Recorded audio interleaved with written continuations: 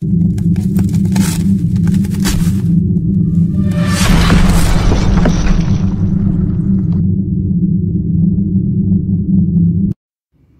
दोस्तों, स्वागत है आपका हमारे यूट्यूब चैनल जनरली स्टेनोग्राफी में। तो फ्रेंड्स, आज की जो डिक्टेशन रहेगी वो 27-28 लेसन की डिक्टेशन रहेगी और यह डिक्टेशन 100 शब्द प्रति मिनट की स्पीड से होगी। ठीक है दोस्तों, यदि आप चैनल पर नए हो तो चैनल को सब्सक्राइब और शेयर जरूर करें। इसकी आउटलाइंस आपको स्क्रीन पर भी दिख रही हैं दोनों लेसनों की, और जो है इसकी PDF आपको हमारे टेलीग्राम चैनल पर मिल जाएगी, जिसका लिंक आपको डिस्क्रिप्शन में दे दिया गया है। और चैनल का नाम है जनरली स्टेनोग्राफी, तो आप चैनल के नेम से भी उसको सर्च कर सकते हैं और वहाँ पर जाके इसको डाउनलोड कर सकते हैं। ठीक है दोस्तों, तो चलिए स्टार्ट करते हैं आज के डिक्टेशन को। तो डिक्टेशन स्टार्ट होगी 3 सेकंड बाद। महोदय, जब हम भारत की संपदाओं और उत्पादन के उपादानों के संदर्भ में भारत की अर्थव्यवस्था की चर्चा करते हैं तो उस समय अनिवार्य रूप से उपयुक्त टेक्नोलॉजी से संबद्ध प्रश्न उठ खड़े होते हैं। इसके लिए कोई निश्चित उत्तर नहीं दिया जा सकता। यह तो अलग अलग उद्योग के लिए अलग अलग होगा। कुछ उद्योग अपरिहार्य रूप से पूंजी प्रधान होंगे। इसका हमारे सुधारों और विदेशी निवेश से कोई संबंध नहीं है।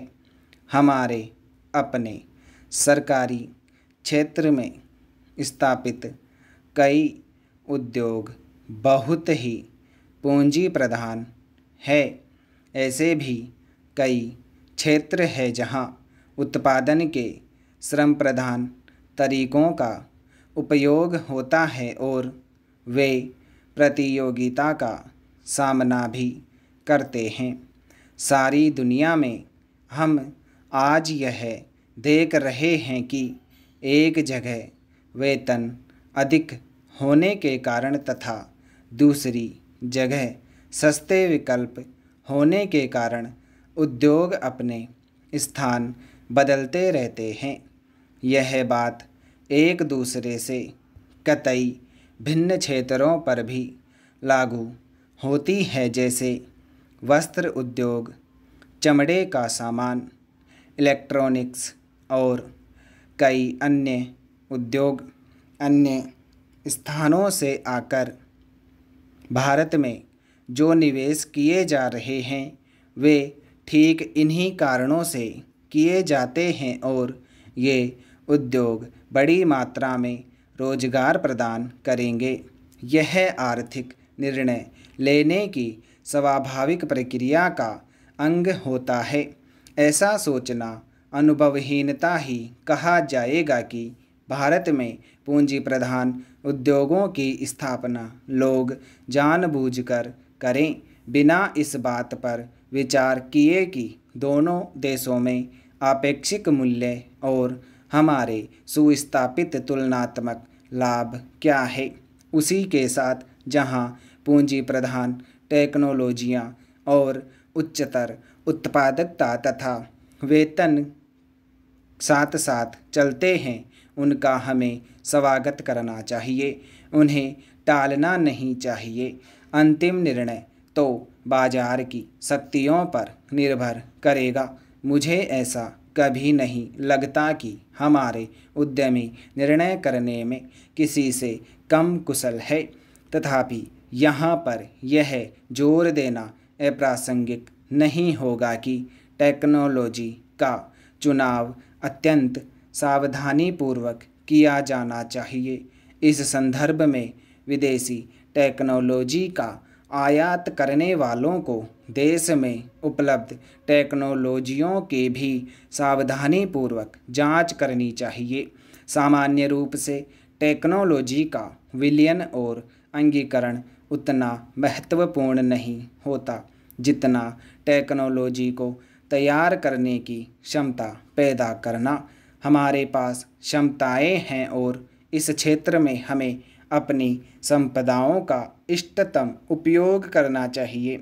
वास्तव में तो अपने ही देश में विकास और अनुसंधान करने का स्थान और कुछ नहीं ले सकता, तभी हम प्रतियोगिताओं का लाभ उठा सकते हैं, विशेषकर उस स्थिति में जब अन्यत्र टेक्नोलॉजी में विकास बड़ी तेज़ी से हो रहा है और उनके पुराने पढ़ने की दर भी बहुत ही ज़्यादा है। यह बात पूरी तरह स्वीकार की जाती है कि नियंत्रणों और परमिटों की प्रणाली से ईमानदारी का खात्मा हो जाता है। उदारीकरण प्रक्रिया का तात्पर्य इन नियंत्रणों को समाप्त करना है। मुझे यह देखकर सचमुच बहुत खेद होता है कि इस संक्रमण काल में जब हम लाइसेंस राज से उदारीकरण की प्रणाली की ओर बढ़ रहे हैं, संरचनात्मक समायोजन हो रहा है।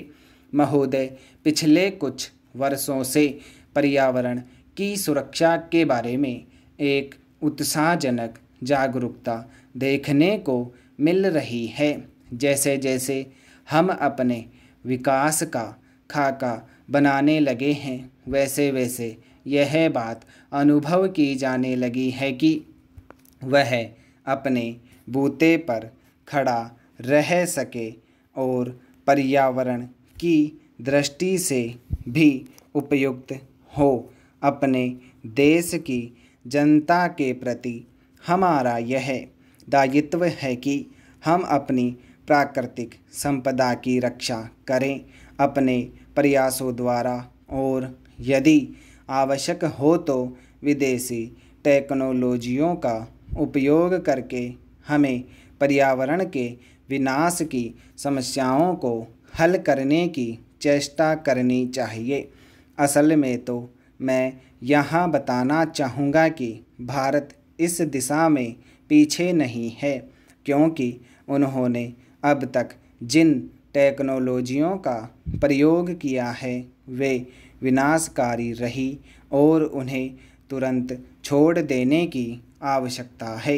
वे भी नई टेक्नोलॉजियों की खोज कर रहे हैं, इसलिए हम उनसे बहुत पीछे नहीं हैं, कमोबेश हम उनके साथ साथ ही हैं। इसलिए हम सबके लिए, अन्य देशों के लिए भी और हमारे देश के लिए भी यह संभव होगा कि हम मिलकर समूचे विश्व के लिए, इस पृथ्वी ग्रह के लिए अपना योगदान दें, ताकि मिलजुल कर सहयोग से हम पर्यावरण की रक्षा के उपाय ढूंढ सकें। ब्राज़ील में 2 वर्ष पहले हुए विश्व पर्यावरण शिखर सम्मेलन में जिस कार्यसूची 21 को हमने स्वीकार किया था, वह इस बात का अच्छा उदाहरण है और मुझे विश्वास है कि इस कार्यसूची के अनुसार काम किया जा रहा है।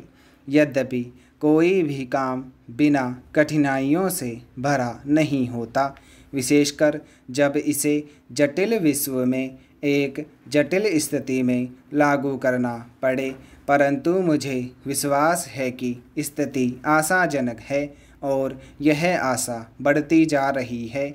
और जहाँ तक विश्व के पर्यावरण के भविष्य का सवाल है, वह पहले जैसा अंधकार में नहीं है। ऐसी टेक्नोलॉजियों को अपनाना संभव होना चाहिए जिनसे पर्यावरण के बेहतर स्तर कायम हो सके, प्राकृतिक संसाधनों को संरक्षण मिल सके और व्यर्थ पड़ी चीज़ों की बेहतर व्यवस्था हो सके। पहल करने के ऐसे कई उदाहरण मिलते हैं जिनसे पर्यावरण को होने वाले खतरे को रोका जा सका है और लागत की दृष्टि से भी वे प्रभावकारी सिद्ध हुए हैं। इस बड़े चिंतनीय विषय पर विचार करते समय हम सबको मिलजुल कर प्रयास करना होगा। हमारी सांस्कृतिक परंपरा विशेष रूप से प्रकृति और पर्यावरण के प्रति मैत्रीपूर्ण रही है, इसलिए हम अपने देसी ढंग से भी इस दिशा में बहुत कुछ कर सकते हैं। मैं जानता हूँ कि सुधारों का यह मार्ग फूलों की सेज नहीं है, विशेषकर इतने बड़े आकार के एक लोकतंत्री देश में जिस देश ने भी इस दिशा में चेष्टा की है, यह उनके लिए बड़ा दुष्कर कार्य सिद्ध हुआ है। मुझे इसके बारे में कोई भ्रम नहीं है और राजनीतिक दृष्टि से भी इस मार्ग का चुनाव करना एक कठिन कार्य था।